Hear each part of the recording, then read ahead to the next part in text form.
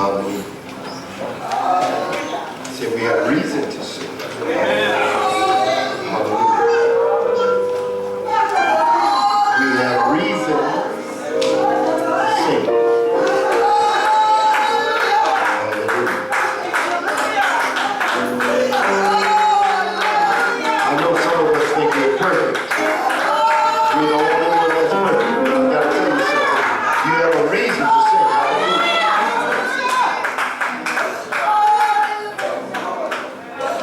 We point at everybody else's faults, but the reality is that when we look in the mirror, we have to sing. We have reason to sing. Hallelujah. Hallelujah. Hallelujah. Glad to see some of our travelers are back. Hallelujah.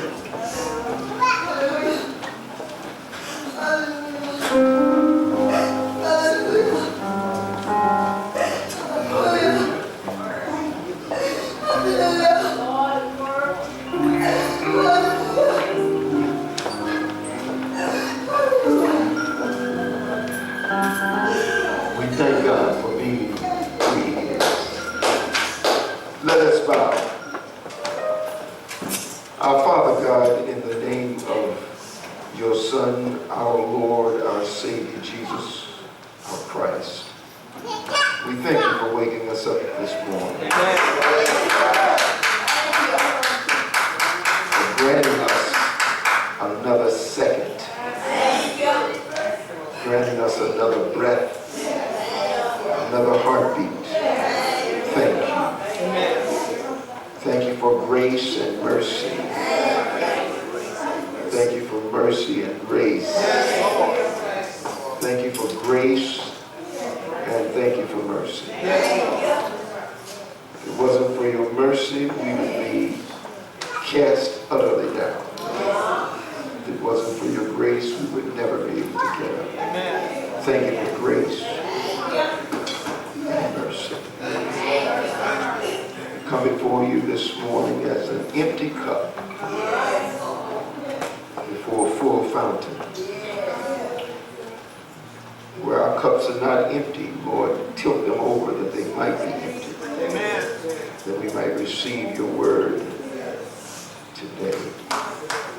In the name of Jesus. Preach to us. Teach us. Direct us through your word. Your word is supreme above our, not our opinions, but your word. Amen. Not our biases, but your word. Yes. Not our prejudices, but your word. Your word. Speak to us from your word. We claim it right now in the name of Jesus, our Christ. Amen. While we're standing, I'd like to read a portion of the Psalms, which we will take our discussion from under the auspices of the Holy Spirit today in Psalm 139. The word reads in the NIV, O Lord, you have searched me, and you know me. You know when I sit and when I rise. You perceive my thoughts from afar. You discern my going out and my lying down. You're familiar with all my ways. Before a word is on my tongue, you know it completely, O Lord. You hem me in, behind and before. You've laid your hand upon me. Such knowledge is too wonderful for me, too lofty for me to attain. Well, where can I go from your spirit? Where can I flee from your presence? If I go to the heavens, you are there. If I make my bed in the depths, you are there. If I rise on the wings of the dawn, if I settle on the far side of the sea, even there your hand will guide me. Your right hand will hold me fast. If I say, surely the darkness will hide me and the light become night around me, even the darkness will not be dark to you. The night will shine like the day, for darkness is as light to you. For you created my inmost being. You knit me together in my mother's womb. I praise you because I am fearfully and wonderfully made. Your works are wonderful. I know that full well. My frame was not hidden from you when I was made in the secret place, when I was woven together in the depths of the earth. Your eyes saw my unformed body. All the days ordained for me were written in your book before one of them came to be. How precious to me are your thoughts, O God. How vast is the sum of them. Were I to count them, they would outnumber the grains of sand. When I awake, I am still with you. If only you would slay the wicked, O God. Away from me, you bloodthirsty men. They speak of you with evil intent. Your adversaries misuse your name. Do I not hate those who hate you, O Lord, and abhor those who rise up against you? I have nothing but hatred for them. I count them my enemies. Search me, O God, and know my heart. Test me and know my anxious thoughts. See if there is any offensive way in me, and lead me in the way everlasting. Psalms of David. I wanted to talk to you under the auspices of the Spirit of God from the subject that God defines my significance. You may be seated. God defines my significance. Most folks struggle with feelings of insignificance from time to time. Talented and gifted people can leave us feeling intimidated, overlooked, and often underqualified. For some, the feeling insignificant is not simply a periodic battle. For some, it is a daily struggle. It's a daily grind. We know deep down inside we're valuable, but when we compare ourselves, when we compare ourselves, we often come out on the short end. Yeah. The grass always looks greener on the other side. Don't let the green grass fool you. A well-kept secret is that many of those talented and gifted people that we idolize, who seem so confident, they struggle with this very same feelings that plague us. The very same feelings of insignificance in the inmost hidden places. Because of our rapid population explosion, we're becoming numbers, statistical units, rather than meaningful individuals. Machines are slowly taking the place of workers. Many of you can testify that jobs that you used to know about are no longer there. Computers can do much more, much faster, with much greater accuracy, and they're not sloppy. They don't have to take a break, and they don't have to text anybody on the phone and then come back and find out, miss where they were supposed to have been. See, science doesn't help the problem either.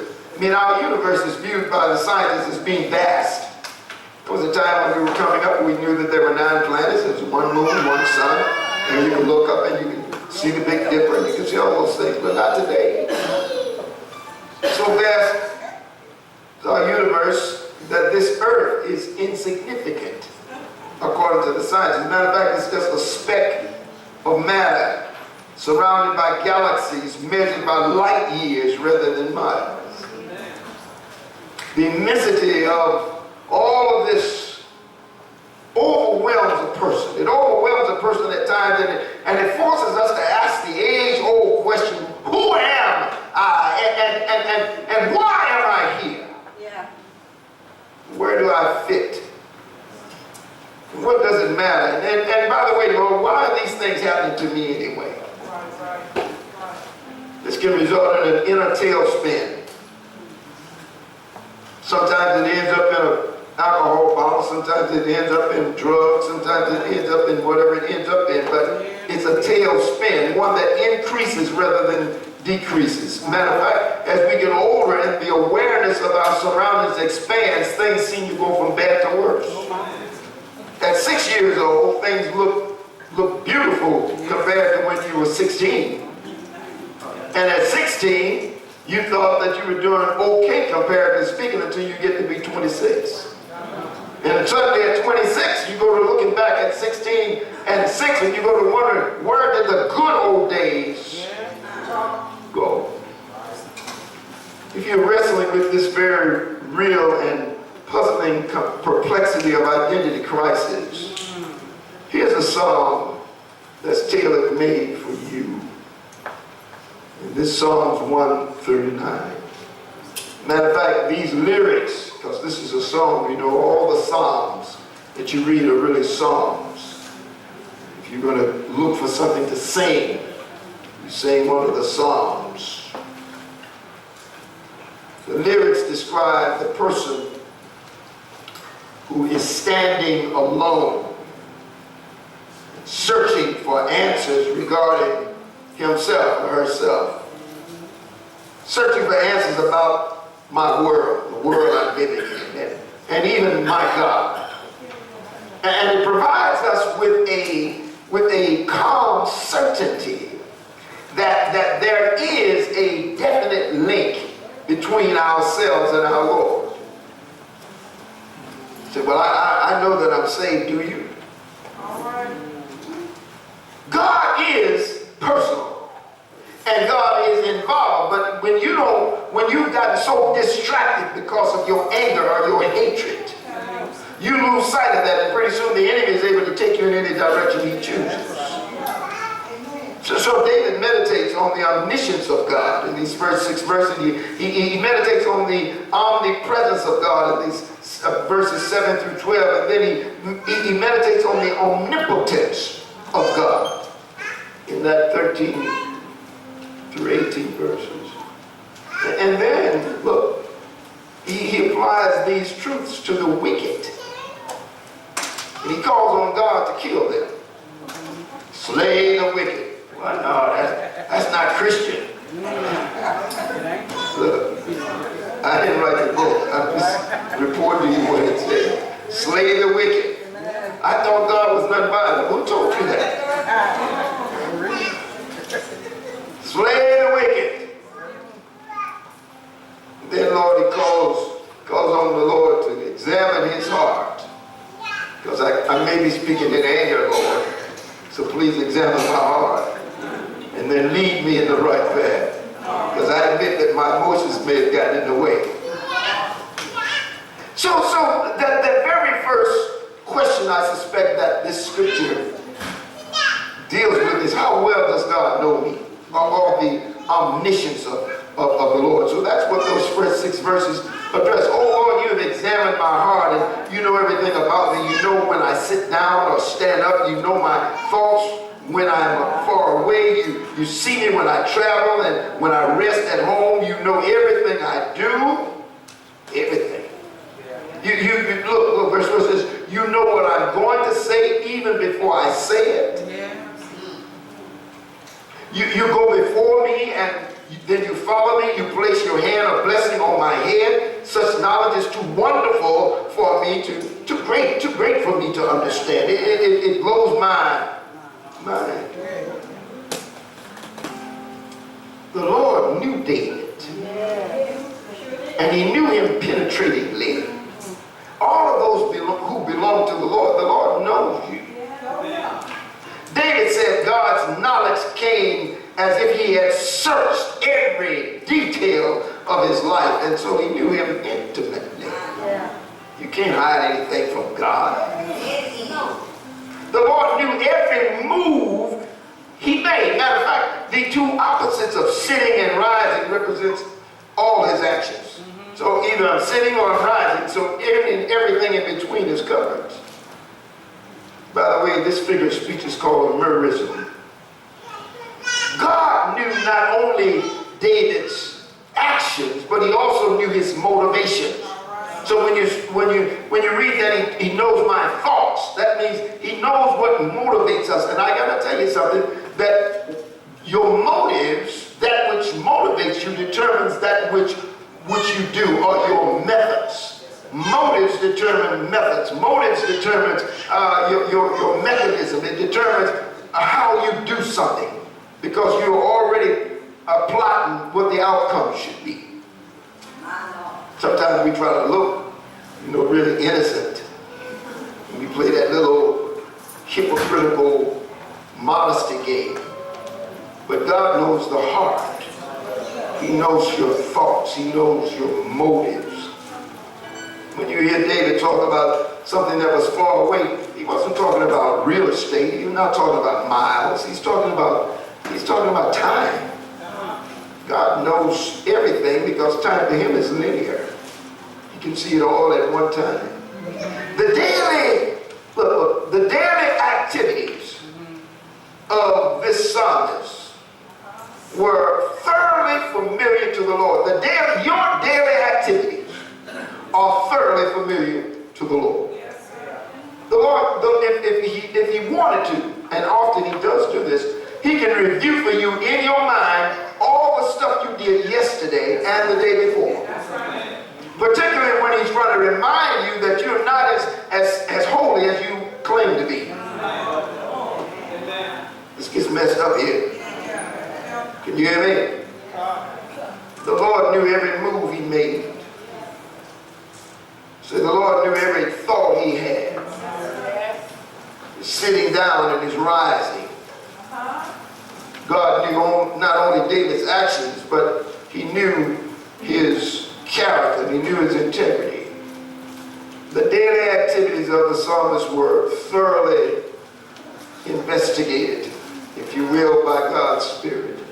So he was familiar with it. Now, when you see the psalmist says, my going out and my lying down, that represents your whole day. You get up in the morning, you go out, or you ought to go out. And then you come back in the evening and you eventually lie down. So everything in between a.m. and p.m. to the next a.m. represents everything you did that day. David's initial response is no different than our initial response. When you discover that you have wiretaps on your phone and that you have cameras in your house, or you got cameras on your job, and you got cameras places, and they're recording everything, there's an initial response you have. You're going to get upset because you think somebody's invading your privacy, which they are.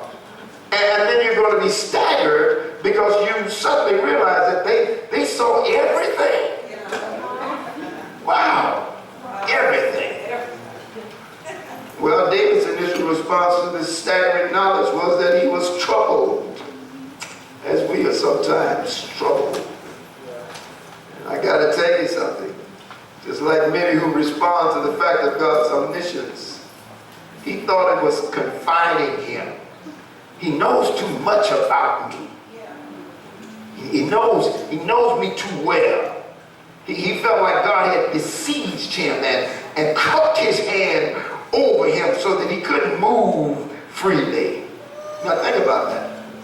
I used to say this often about youth. If you raise young people a certain way, they're going to still be young and they're still going to do some crazy things, and they're going to do some things that you don't particularly care for. Lord Jesus. Because you did some things that you didn't particularly care for now. If you look back at your own youth, you don't like your youth. So we want to point a finger like we're pure. You ain't pure. I'm sorry. That bust your bubble. But look, here's what I want you to appreciate here.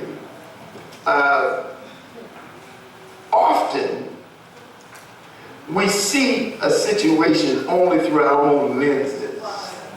And those lenses are colored based on what's going on in our lives right there. I used to say about young, I'd say, look, no matter where they are, no matter what they're doing, if you got the right thing in them, eventually it's going to come up. You just make sure that you just keep planting the right thing in there. Now, why is that so important? Because you're doing a full-time job of planting the wrong thing in there. So you need to be deliberate about planting some right things in there. Y'all don't hear me now. You don't have to worry about planting wrong stuff in there because you're doing that anyway. The question is, are you deliberate enough to try and plant some right stuff in there and set some boundaries? This kind of knowledge was out of David's control. David said, it's too wonderful for me. In other words, it was divine omniscience. It's too high. It's too high for human comprehension. We can't possibly comprehend all that God knows. And then the second question that this psalmist deals with is, how close is God to me? And of course, we move now from the omniscience of God to the omnipresence of God.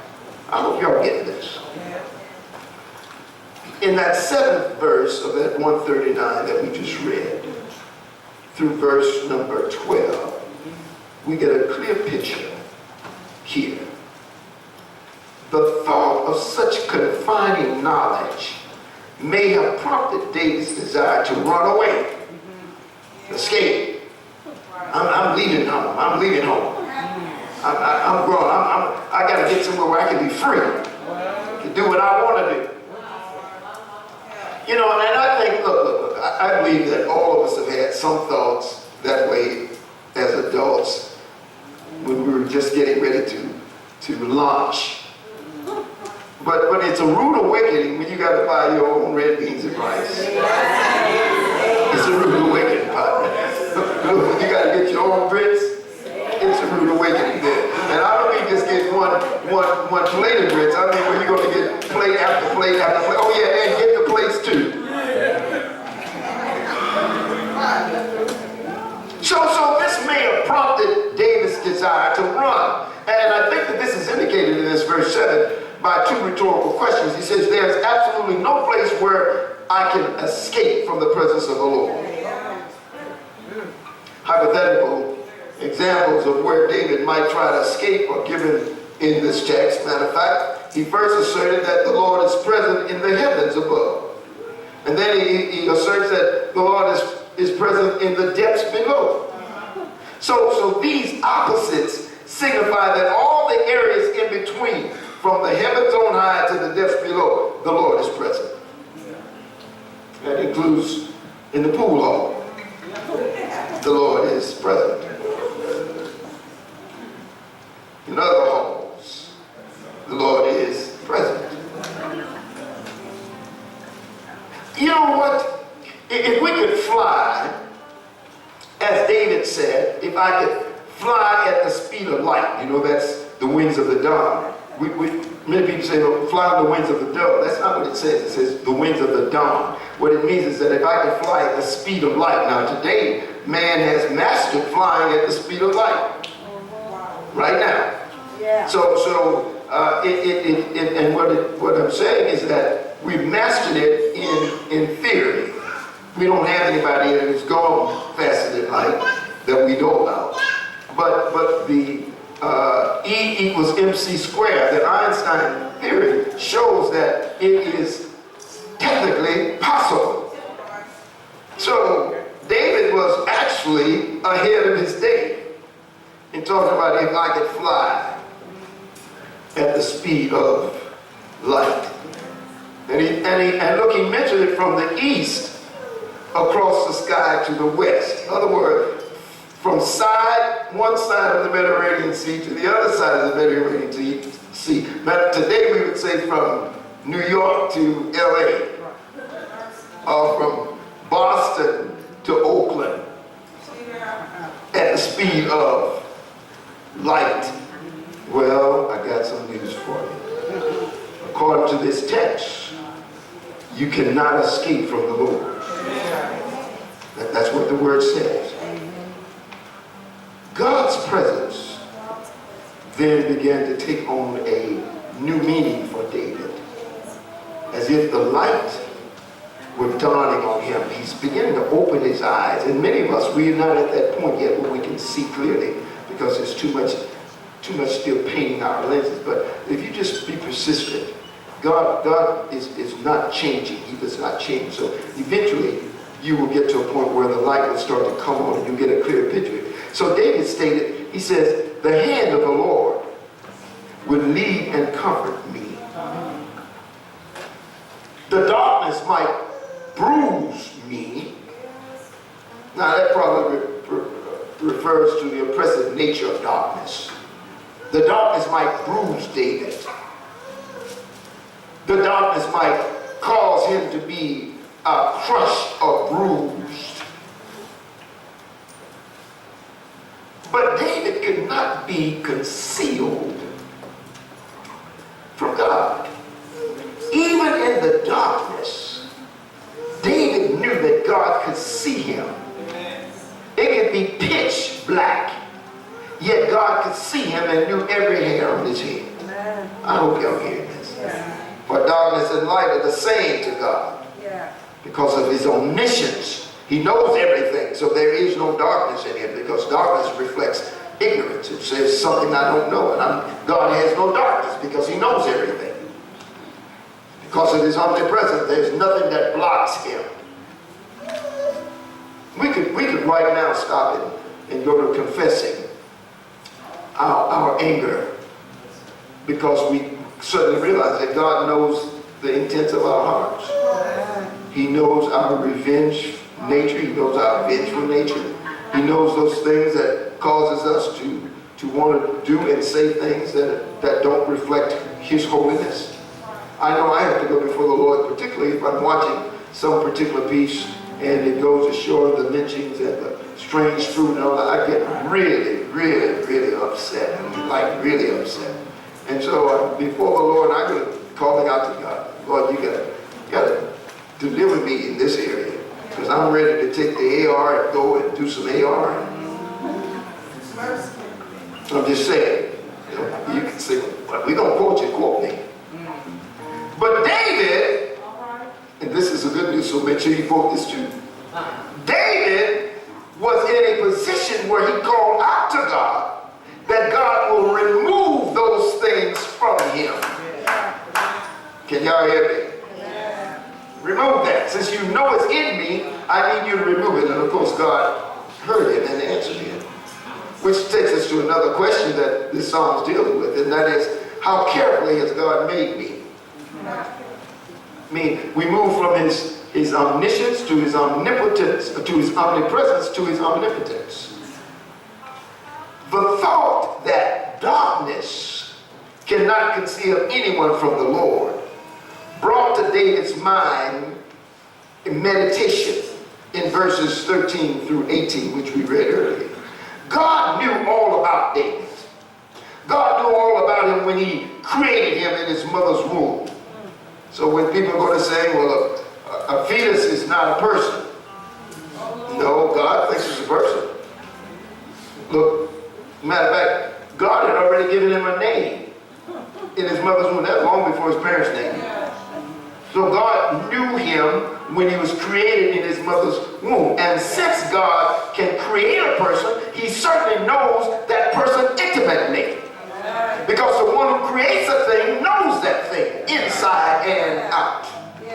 And therefore God is with him everywhere. The Lord created him in his mother's womb. The Lord created you in your mother's womb. The Lord created me in my mother's womb. Yeah, the language is figurative in that creating and knitting describes God's sovereign superintendency over the natural process of reproduction. I will give that much, but the reality is that if it wasn't for the Lord, there would be no creation, period. And I think that this fact prompted the psalmist to break forth in praise over the thought of how marvelously he had been made. Even David's rudimentary knowledge of the marvels of the human body led him to be in awe and wonder. Sometimes you ought to just take a moment and look at the veins in your arm and just give God praise and honor. Say, God is actually causing my heart to supply all the blood to every part of my body, and it goes 24/7. And the moment it stops, you will not know it.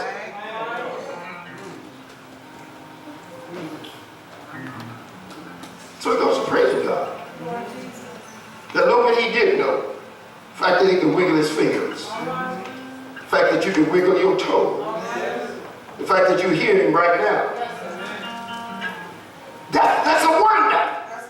And we should talk about it to our Lord and thank him for the rudimentary things. Thank him for being able to breathe. The words wonderfully and wonderful, mindful of God's marvelous knowledge. David stressed certain features of God's superintendency over him. If you look at this text carefully, particularly in verses 15 and 16, in the womb he was woven together. That phrase is literally a phrase in the original language meaning embroidered, like you do embroidery. He was knitted together. And what that suggests is his veins and his arteries, because it's like seeing something that's been embroidered. Now, David wasn't a scientist. He definitely wasn't a biologist. But he had enough going on where he was able to see that God took his own embroidery utensils and his knitting pieces, and he knitted those arteries and he knitted those blood vessels so that I got all this going on. But CJ, are you in good shape? You got any health issues? You've been hurt, injured, anything? You're doing good, right? But now when you were injured, it hurt, didn't it? So now that you're not injured, it feels much better than when you were injured. You're able to play, right? And you're able to give out some pain. Right? Well, I'm just saying. Well, that's the kind of thing we ought to think about. We ought to think about how God is able to knit you back together again. And the reason he's able to do it is because he's the one who did it the first time. So I'm trying to get you to see. It's not because you just suddenly got up one day and decided you were going to be whole. Oh, no, it wasn't because you had therapy either. It's because God is in the knitting business. Look. For those who have hearts that have been broken. And you know, we have hearts that are broken. And it's not always about romance. We have hearts that are broken about a number of things, you know. Your heart can be broken at someone that you love that's real sick and they're suffering. Or your heart can be broken because someone that you love is gone. Or your heart can be broken because someone that you love is left. A multitude of reasons, but your heart is still broken. But I've come to tell you, based on this Psalm, that God can heal a broken heart. Not only can he mend it, not only can he heal it, but he can make it better than it was before, because now you have a heart that's mended and you have the memories of yesterday. Before, you just had the heart and you were dealing day by day, but now I have a heart that's been fixed and I have memories, sweet memories, not just memories, but sweet memories of yesterday. Can y'all hear me? When he was being formed in the womb, he was as remote to the human eye as the lower part of the earth. Can nobody see you when you're being formed in your mother's womb? They can see that little watermelon thing happening, but they can't see you. Now, Mama knows you there because you be kicking and carrying on and acting like you got good sense. Mom used to say that, you know, boy, be still. I said, what? Mom, did you do that to me? For you, I had to take a belt. The point I'm making is that you need to be able to appreciate that God is doing things that other folk can't see in you. God saw every detail. David's frame, when you look at this Psalm, it talks about his frame. It means his skeleton. His unformed body is his embryo. So he had his skeleton and the embryo. God pre-recorded all the days of David's life before he was even born. There was a pre-recorded program for David. Could David have done anything else? Yes. Because God also gives you the option of choosing to be dumb. Too many of us have made that choice. I come to challenge you to rethink your choices and choose to operate in God's program. Because this type of a statement from text refers to everyday details, not just one or two things, but everyday stuff. God marvelously planned David's life, and God has marvelously planned each one of you in here. He's planned your lives. When you get to verses 17 and 18, it shows us that David was an interesting study. I mean, this thought led David to conclude that the Lord's plans, the Lord's thoughts for him, the Lord's plans for his people are most precious and in fact are innumerable. We should stop for a moment and ask God, God, what would you have me do in this situation? As opposed to telling God, God, I'm going to do this. But why not ask God, God, show me. Lord, direct me. Give me direction as to what you would have me to do. This will help you too, and help you make better decisions with better choices. Look. God's precious plans are most relevant in your life. I'm talking about every morning when you awaken. His plans are relevant when you choose to submit to him. See, God is still with you. God is still extending his thoughts through you, but you must choose to submit to him. Let's go on with this. There's one last question, and then we're going to be done with questions. But when we look at the text, there's a question that deals with how much does God protect now? Does God protect me? Does God help me? We want people to do that, of course, and so we pay policemen, we pay firemen, we pay the judicial system because we're looking for protection. Well, they're in the business of prevention, actually, and one might say, you mean they're going to prevent crime? They pick it up wherever they start, and then that's where they start to behave or to react. But God is not there. God is much, much deeper than that. He protects us. The protection of the Lord is a guarantee. Go with me. The psalmist's attention turns to the trouble he was in. So he asserted his loyalty to the Lord, and he took comfort from his knowledge of the Lord's presence. So the fact that he's present means that protection is present. The psalmist petitioned God, slay the wicked men trying to kill you.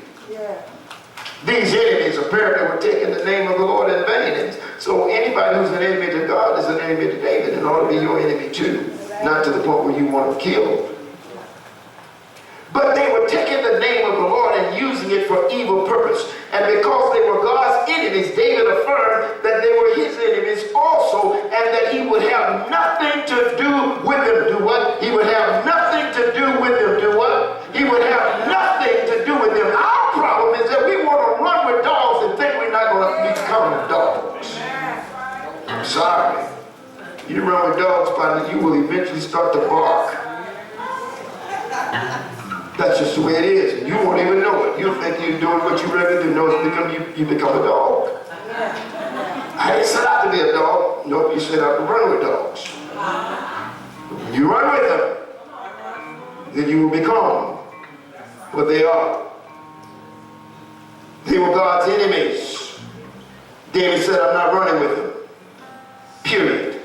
I'll have nothing to do with them. To hate them meant to reject them. It doesn't mean the hatred that we understand in our modern day parlance. But what it meant was that he rejected them. And he disavowed any association with them. He chose not to listen to their stories. I was reminded about gossip and how people whisper things in your ear and to make you, and you go to feeling bad.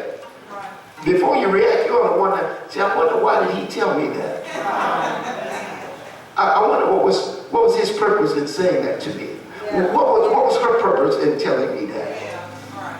What exactly did they hope to accomplish by making me feel like I'm lower than an ant? What was it that they were trying to get from me? Why were they trying to do something that's going to make me feel small in their eyesight? Maybe it's because they never like you anyway. Oh my goodness. I mean, just maybe it's even worse than that. Maybe they always had an envy toward you and they were looking for some way to cut you down to size. David concluded this psalm with a prayer for God to search my heart and test me in order to prove his loyalty. So showing that he was not like the wicked. I'm not one of them, and I don't like them, and I don't want to be around them. David asked God to test him as a refiner tests metal. Listen, since God knows everything, you can also know David's anxious thoughts. God would also, now this is important for you to understand here, God would also know if David had any offensive weight in him. God knows that. But God doesn't throw you under the bus because you got some spots. No. Such an examination, David was convinced, would yield evidence of his loyalty even with his flaws. So God is the one who wrote in his book, David is a man after my own heart. Now wait. This is the man who took Uriah's wife, right? And this is the man who had Uriah killed, right? And this is a man who started to number the people to reinforce his strength, right? And you say he's a man after your own heart? I mean, I don't understand. How can that be? How can this man be a man after your own heart? And he's been an adulterer, he's been a murderer, and he's been one who defied you and numbering the people. How can he be a man after your own heart? God has an answer for this. David would prostrate himself before the Lord. I'm talking about without being concerned about what anybody else had to say. What you got to learn to do is stop worrying about what other people got to say. Stop. Just quit. Stop it. David would go before the Lord, partner, and call out to the Lord. Anybody can hear David. It didn't matter to him. He just would call out to the Lord. Lord, look, I'm messed up. You read 51 Psalms, it'll show you the whole story. Lord, I deserve to have my behind whipped. I do, but please don't take away the most important thing for me. Matter of fact, create in me something new. Because the old stuff got me messed up.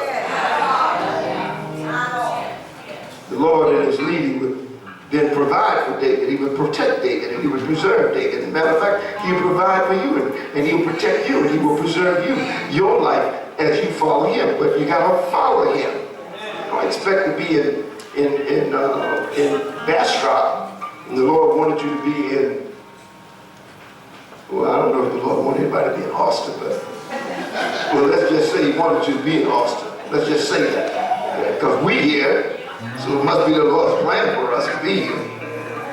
And so here we are in Austin. We should have been in Austin. We somewhere out where did they do the boats? They go play the boats. That's in Shreveport, yeah.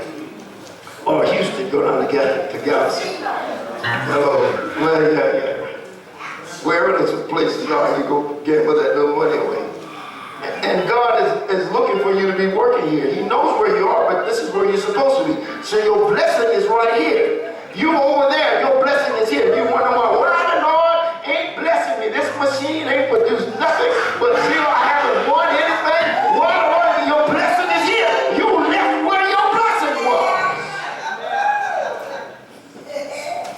All believers come to understand the attributes of God. All believers. Matter of fact, we come to understand what God has declared in this psalm. And we find them to be a great source of comfort when you read it and you take it as real. It's a great prompting to obey him. Listen to me. It's a great prompting to be his disciple. And I want to close with just that thought. Discipleship means dying. Can y'all hear what I'm saying?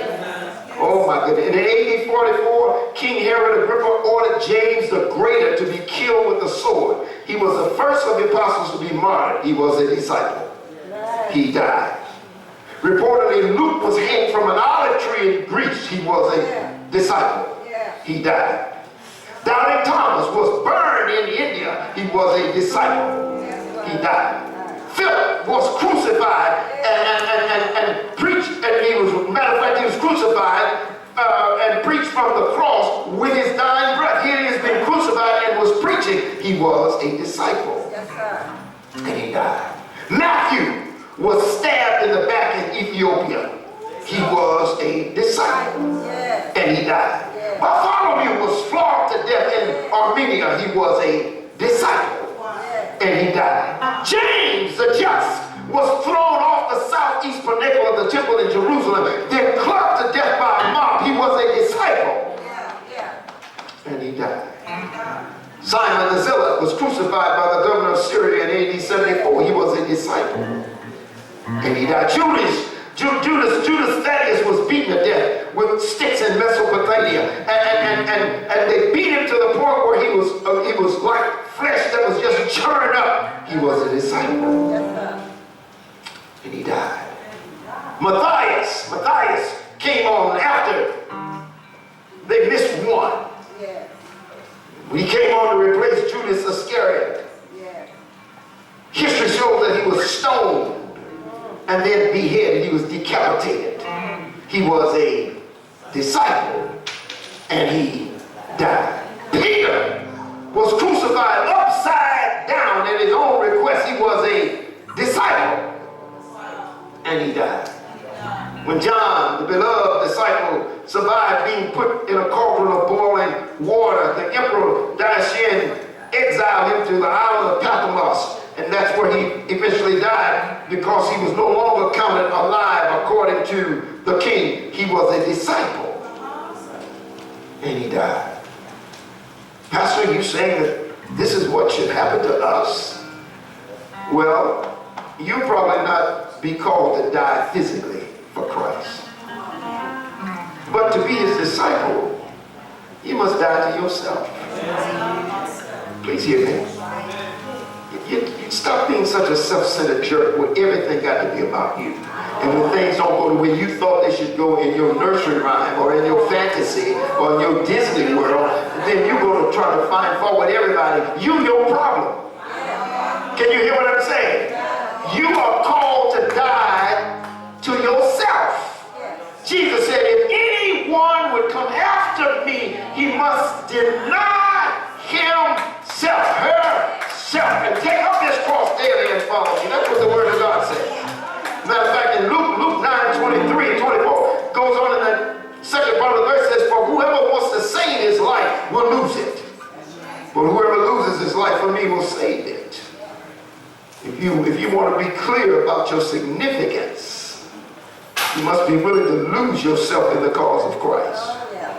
That's if you want to be clear about your significance. If you want to be clear about your worth, you must be willing to lose yourself in the cause of Christ. Doesn't matter what your position is, doesn't matter what kind of job you have, doesn't matter how much money you make. You must be willing to lose yourself in the cause of Christ. If you want to come alive in the fullest sense, I'm talking about if you really want to be real, if you want to be authentic, you got to get out of you. You must be willing to die to all forms of self-centeredness and live for Christ. Put that other stuff not on the side, but completely behind you. We're linked with our Creator. We're significant to our God. Can y'all hear me? We're not unimportant specks in space or insignificant nobodies on earth. No, that's not who we are. We are the objects of his care. We're the objects of God's love. He's close to us. He's personal with us. He gives us personal attention. He solves our most human and basic problems. The Lord knows me. The Lord knows you. And I know him, and you better know him. Matter of fact, you ought to be able to say, I'm never alone in Christ. Things, some bad stuff happened to me, but how bad is it? I'm able to look at it and say it's bad, and it ain't as bad as it could have been. I'm fearfully and I'm wonderfully made. I don't care what you really think of me yourself. I want you to understand that in Christ, I'm fearfully and wonderfully made. And I'll tell you something else too. When you go to threaten what you're going to do and what you're not going to do, you need to know that I know this. The Lord will never leave me. And the Lord will never forsake me. The Lord will never deny me. You do anything you want. Because you got your own issues you want to do this and that. Go ahead on and do it. But I got to tell you something. I know someone who will never leave me. And he will never forsake me. Through Jesus Christ, God is here. He lives in me. He's reachable. And he is knowable. He's available. And he is real right now. He died on Calvary's cross. And he did it for me. They buried him in a borrowed grave. And he did it for me. Early, 3 days later.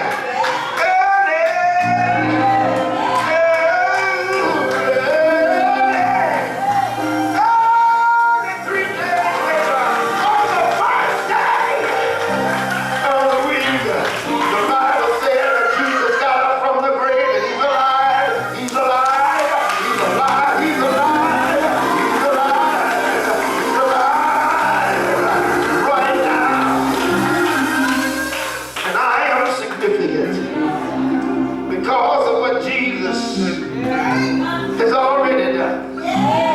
The doors of the church were opening on Calvary's cross. If you are here today and you don't really have a church home, you may be attending places, but you don't really have a church home. Today is your day.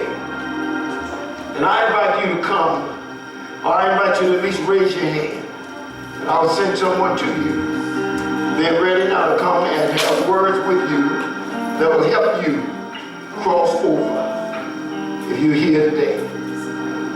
Hello? If you're here today. Look, don't wait around worrying about what somebody else is going to say. Can you hear me? Oh, I came to Jesus as I was. I was weary and wounded and sad. Found in him a resting place. The Lord has made me glad. I love the Lord, he heard my cry. Everyone, Lord, I hear my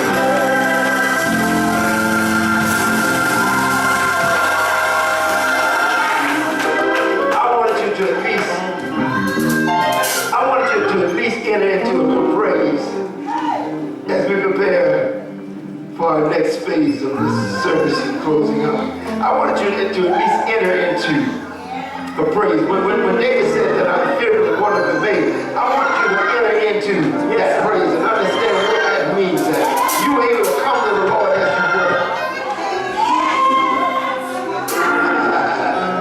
I just want you to enter that. I want you to sense what God was trying to do in your life. I want you to appreciate that when you were down and nasty, the Lord still rescued you, even though you didn't think you were nasty. You were. And the Lord raised you up anyway. I wanted you to appreciate that. I want you to appreciate that.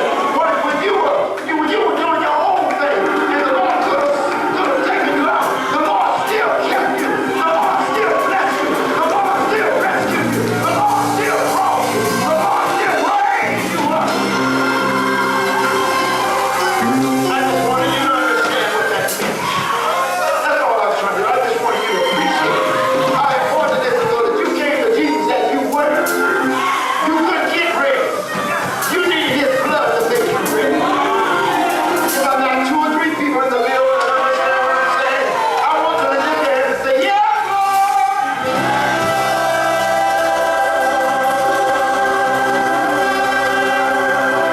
If you hear that, I want you to say, "Yeah, yeah, Lord."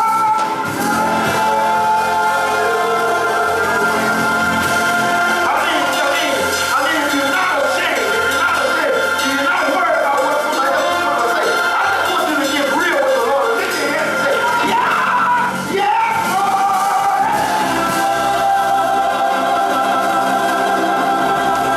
Oh, yes,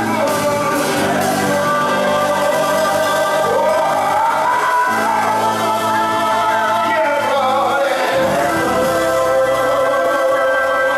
Now, for those of you that lifted up your hands, and for those of you who believe you understand, I want you to think about how God raised you, how God woke you up there this morning, how God protected you all through the night, how God brought you.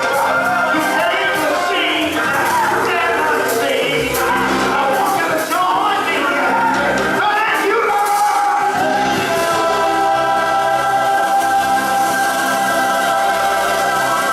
I want you to join me. Thank you, Lord.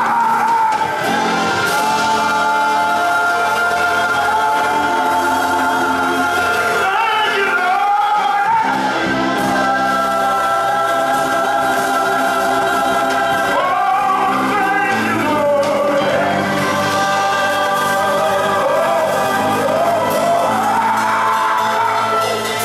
Thank you, Lord.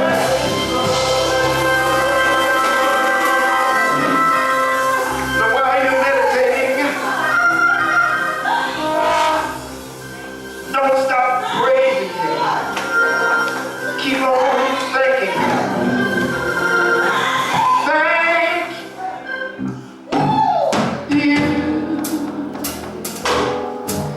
you, Lord.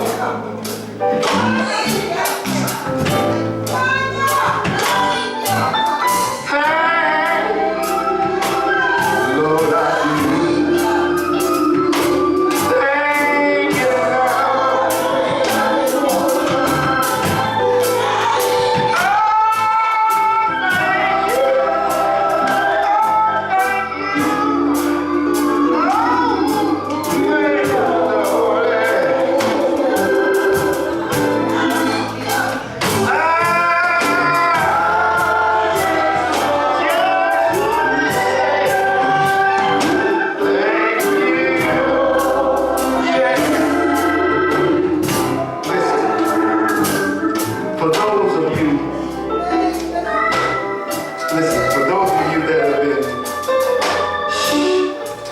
That's been programmed by the enemy,